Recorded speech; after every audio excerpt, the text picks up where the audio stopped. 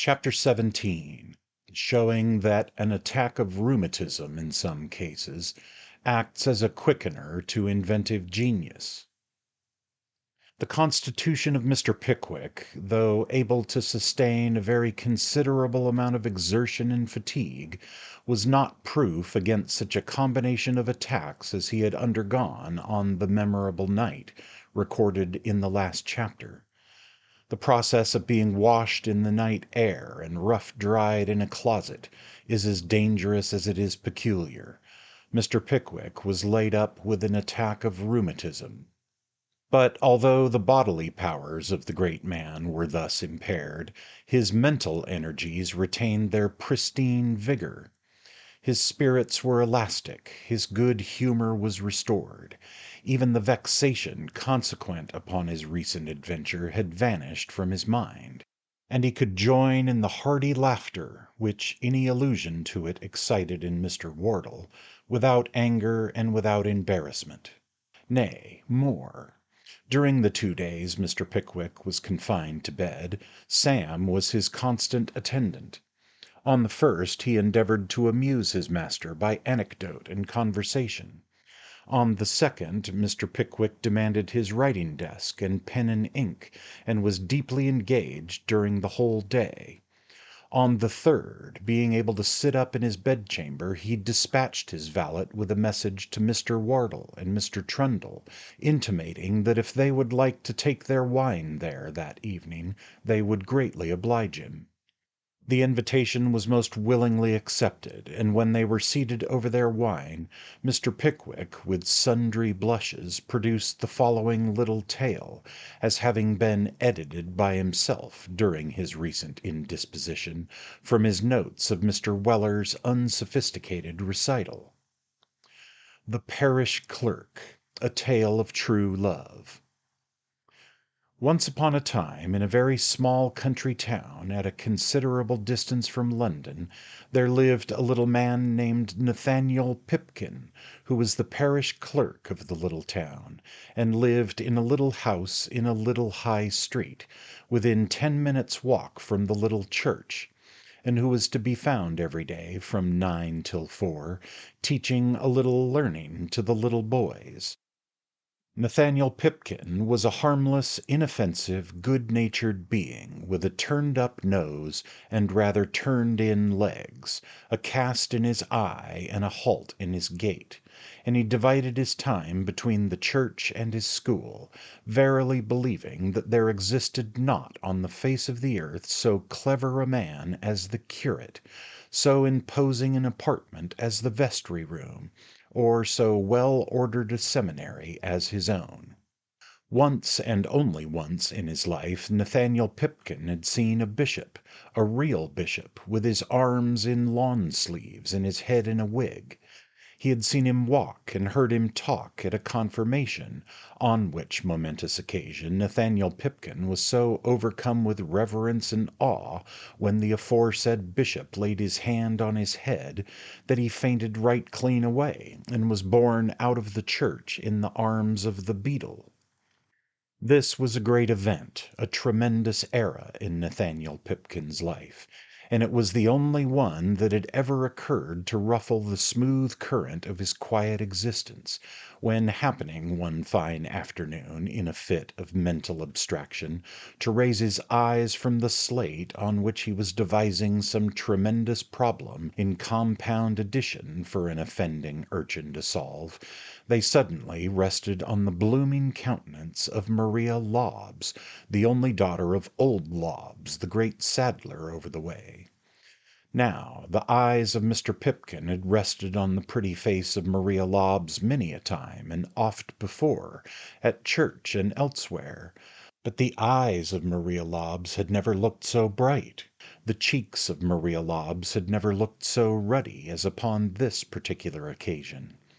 No wonder, then, that Nathaniel Pipkin was unable to take his eyes from the countenance of Miss Lobbs.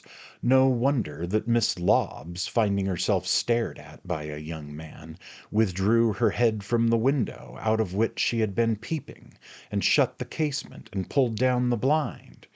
No wonder that Nathaniel Pipkin immediately thereafter fell upon the young urchin who had previously offended, and cuffed and knocked him about to his heart's content.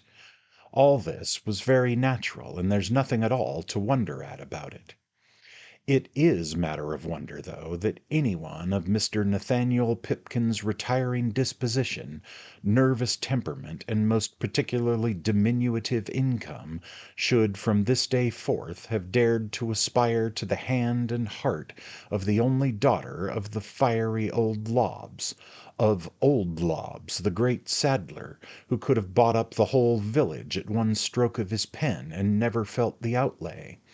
Old Lobbs, who was well known to have heaps of money invested in the bank at the nearest market town, who was reported to have countless and inexhaustible treasures hoarded up in the little iron safe with the big keyhole over the chimney piece in the back parlor, and who, it was well known, on festive occasions garnished his board with a real silver teapot, cream ewer, and sugar basin, which he was wont, in the pride of his heart, to boast should be his daughter's property when she found a man to her mind. I repeat it to be matter of profound astonishment and intense wonder that Nathaniel Pipkin should have had the temerity to cast his eyes in this direction. But love is blind, and Nathaniel had a cast in his eye, and perhaps these two circumstances taken together prevented his seeing the matter in its proper light. Now, if old Lobbs had entertained the most remote or distant idea of the state of the affections of Nathaniel Pipkin, he would just have razed the schoolroom to the ground, or exterminated its master from the surface of the earth, or committed some other outrage and atrocity of an equally ferocious and violent description, for he was a terrible old fellow, was Lobbs, when his pride was injured or his blood was up. Such trains of oaths would come rolling and pealing over the way sometimes, when he was denouncing the idleness of the bony apprentice with the thin legs, that Nathaniel Pipkin would shake in his shoes with horror, and the hair of his pupils' heads would stand on end with fright. Well, day after day, when school was over and the pupils gone, did Nathaniel Pipkin sit himself down at the front window, and, while he feigned to be reading a book, throw sidelong glances over the way in search of the bright eyes of Maria Lobbs. And he hadn't sat there many days before the bright eyes appeared at an upper window, apparently deeply engaged in reading too. This was delightful and gladdening to the heart of Nathaniel Pipkin. It was something to sit there for hours together and look upon that pretty face when the eyes were cast down. But when Maria Lobbs began to raise her eyes from her book and dart their rays in the direction of Nathaniel Pipkin, his delight and admiration were perfectly boundless. At last, one day when he knew old Lobbs was out, Nathaniel Pipkin had the temerity to kiss his hand to Maria Lobbs, and Maria Lobbs, instead of shutting the window and pulling down the blind, kissed hers to him, and smiled. Upon which Nathaniel Pipkin determined that, come what might, he would develop the state of his feelings without further delay. A prettier foot, a gayer heart, a more dimpled face, or a smarter form, never bounded so lightly over the earth they graced as did those of Maria Lobbs, the old saddler's daughter. There was a roguish twinkle in her sparkling eyes that would have made its way to far less susceptible bosoms than that of Nathaniel Pipkin, and there was such a joyous sound in her merry laugh that the sternest misanthrope must have smiled to hear it. Even old Lobbs himself, in the very height of his ferocity, couldn't resist the coaxing of his pretty daughter, and when she and her cousin Kate, an arch, impudent-looking, bewitching little person, made a dead set upon the old man together, as, to say the truth, they very often did, he could have refused them nothing, even had they asked for a portion of the countless and inexhaustible treasures which were hidden from the light in the iron safe. Nathaniel Pipkin's heart beat high within him when he saw this enticing little couple some 100 yards before him one summer's evening, in the very field in which he had many a time strolled about till night time and pondered on the beauty of Maria Lobbs. But though he had often thought then how briskly he would walk up to Maria Lobbs and tell her of his passion if he could only meet her, he felt, now that she was unexpectedly before him, all the blood in his body mounting to his face, manifestly to the great detriment of his legs, which, deprived of their usual portion, trembled beneath him. When they stopped to gather a hedge flower or listen to a bird, Nathaniel Pipkin stopped too and pretended to be absorbed in meditation, as indeed he really was, for he was thinking what on earth he should ever do when they turned back, as they inevitably must in time, and meet him face to face. But though he was afraid to make up to them, he couldn't bear to lose sight of them. So when they walked faster, he walked faster. When they lingered, he lingered. And when they stopped, he stopped. And so they might have gone on until the darkness prevented them, if Kate had not looked slyly back and encouragingly beckoned Nathaniel to advance. There was something in Kate's manner that was not to be resisted, and so Nathaniel Pipkin complied with the invitation, and after a great deal of blushing on his part, and immoderate laughter on that of the wicked little cousin, Nathaniel Pipkin went down on his knees on the dewy grass, and declared his resolution to remain there forever, unless he were permitted to rise the accepted lover of Maria Lobbs. Upon this the merry laughter of Miss Lobbs rang through the calm evening air, without seeming to disturb it though, it had such a pleasant sound, and the wicked little cousin laughed more immoderately than before, and Nathaniel Pipkin blushed deeper than ever.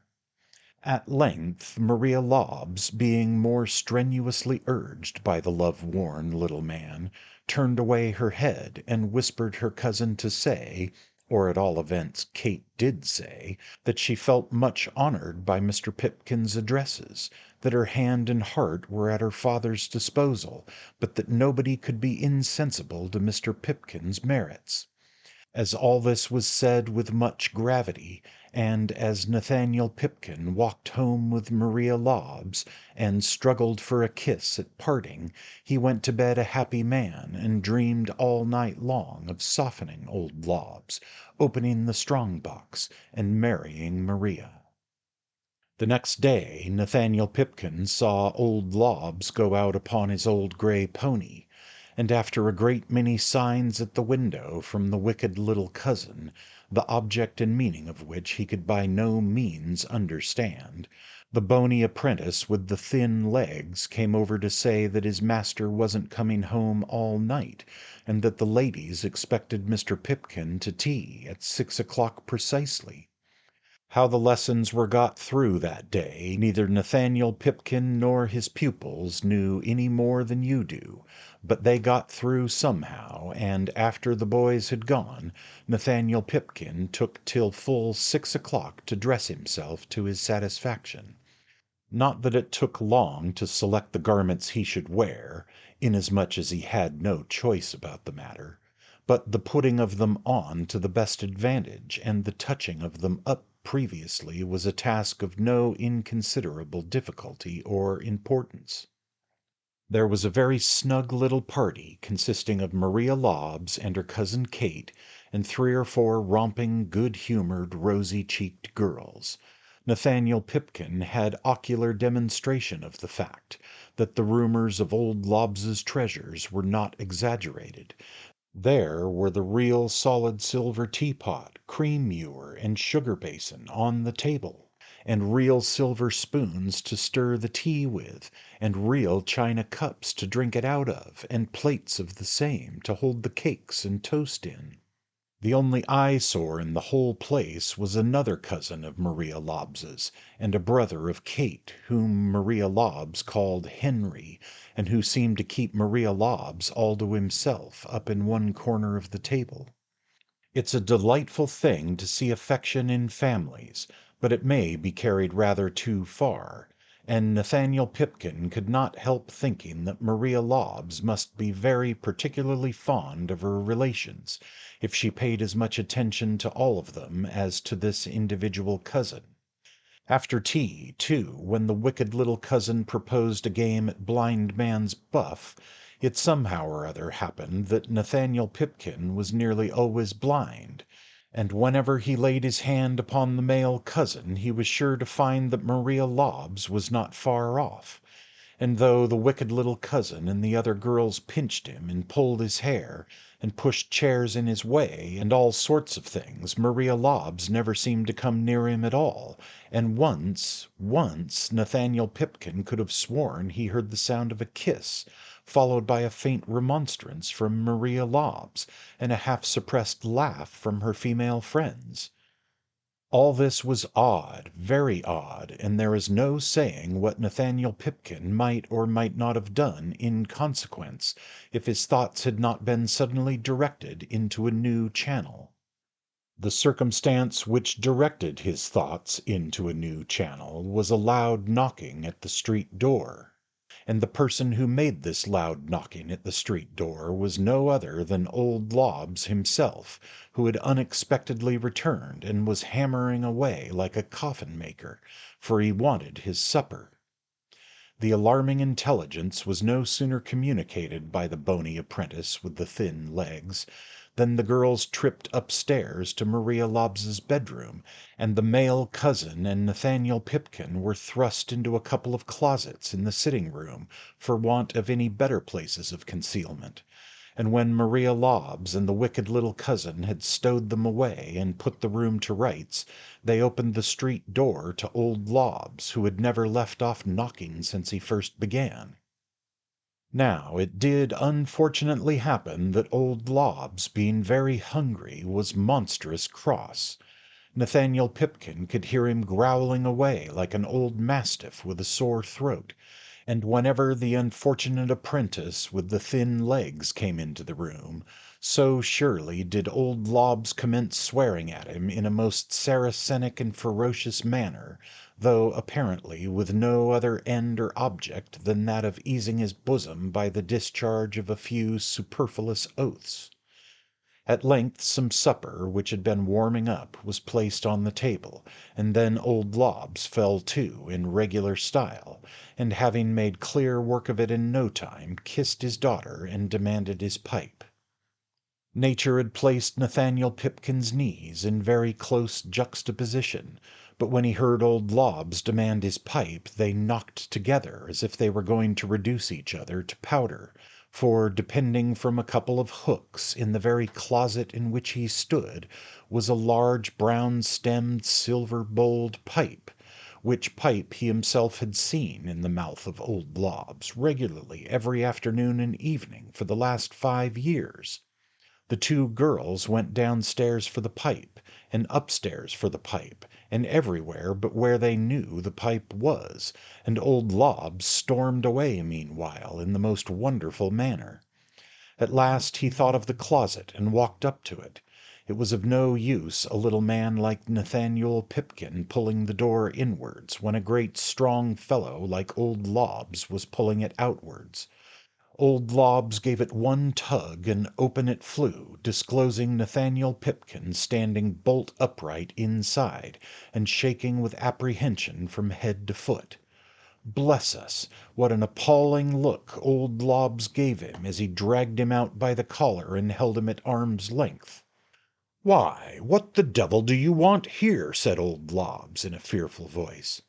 Nathaniel Pipkin could make no reply, so old Lobbs shook him backwards and forwards for 2 or 3 minutes, by way of arranging his ideas for him. "What do you want here?" roared Lobbs. "I suppose you have come after my daughter now." Old Lobbs merely said this as a sneer, for he did not believe that mortal presumption would have carried Nathaniel Pipkin so far. What was his indignation when that poor man replied, "Yes, I did, Mr. Lobbs. I did come after your daughter. I love her, Mr. Lobbs." "Why, you snivelling, wry-faced, puny villain!" gasped old Lobbs. paralyzed by the atrocious confession. "What do you mean by that? Say this to my face. Damme, I'll throttle you." It is by no means improbable that old Lobbs would have carried his threat into execution in the excess of his rage, if his arm had not been stayed by a very unexpected apparition, to wit, the male cousin, who, stepping out of his closet and walking up to old Lobbs, said, "I cannot allow this harmless person, sir, who has been asked here in some girlish frolic, to take upon himself in a very noble manner the fault, if fault it is, which I am guilty of and am ready to avow. I love your daughter, sir, and I came here for the purpose of meeting her." Old Lobbs opened his eyes very wide at this, but not wider than Nathaniel Pipkin. "You did?" said Lobbs, at last finding breath to speak. "I did." "And I forbade you this house long ago." "You did, or I should not have been here clandestinely tonight." I am sorry to record it of old Lobbs, but I think he would have struck the cousin if his pretty daughter, with her bright eyes swimming in tears, had not clung to his arm. "Don't stop him, Maria," said the young man. "If he has the will to strike me, let him. I would not hurt a hair of his grey head for the riches of the world." The old man cast down his eyes at this reproof, and they met those of his daughter. I have hinted once or twice before that they were very bright eyes, and, though they were tearful now, their influence was by no means lessened. Old Lobbs turned his head away as if to avoid being persuaded by them, when, as fortune would have it, he encountered the face of the wicked little cousin, who, half afraid for her brother and half laughing at Nathaniel Pipkin, presented as bewitching an expression of countenance, with a touch of slyness in it too, as any man, old or young, need look upon. She drew her arm coaxingly through the old man's and whispered something in his ear, and do what he would, old Lobbs couldn't help breaking out into a smile, while a tear stole down his cheek at the same time. 5 minutes after this the girls were brought down from the bedroom with a great deal of giggling and modesty, and while the young people were making themselves perfectly happy, old Lobbs got down the pipe and smoked it, and it was a remarkable circumstance about that particular pipe of tobacco, that it was the most soothing and delightful one he ever smoked. Nathaniel Pipkin thought it best to keep his own counsel, and by so doing gradually rose into high favour with old Lobbs, who taught him to smoke in time, and they used to sit out in the garden on the fine evenings for many years afterwards, smoking and drinking in great state.